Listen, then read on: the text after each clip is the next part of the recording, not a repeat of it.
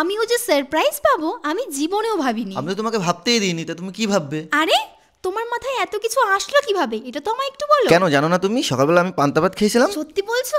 পান্তা ভাতে এত বুদ্ধি বাড়ে? আমি তো ছোটবেলায় অনেক পান্তা ভাত খেয়েছি, কিন্তু এখনো তো আমার বুদ্ধি হাঁটুতেই আটকে আছে। সবাই তো জানে, তুমি আবার এত সত্যি কথা কেন বলছো? তার মানে তুমিও বললে? না তো, আমি কিছুই তো বলিনি। এবার বলো, ড্রেসটা তোমার কেমন লেগেছে? ড্রেস তো সুন্দর, বাট তুমি সাদা কালার কেন এনেছিলে? তোমার মনটা যেরকম সাদা সিধা, তোমার ড্রেসটাও ঠিক সেরকম সাদা সিধাই এনেছি। ও বাবা গো, লজ্জায় আমার কান বন্ধ হয়ে গেছে। থাক থাক, এখন কানটা খুলে আয়নার সামনে গিয়ে দেখো তোমাকে কেমন লাগছে। তুমি থাকতে আবার আয়না?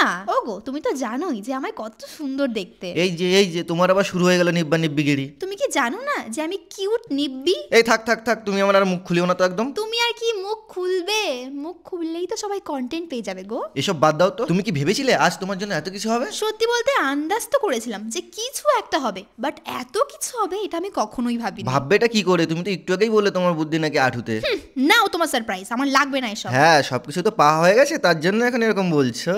সে যাই বলি না কেন, এত সব কিছুর জন্য থ্যাংক ইউ সোনু। শুধু আমাকেই নয় সন্টু, আমার সঙ্গে আমাদের টিমের সবাই কিন্তু আমাকে প্রচুর পরিমাণে হেল্প করেছে।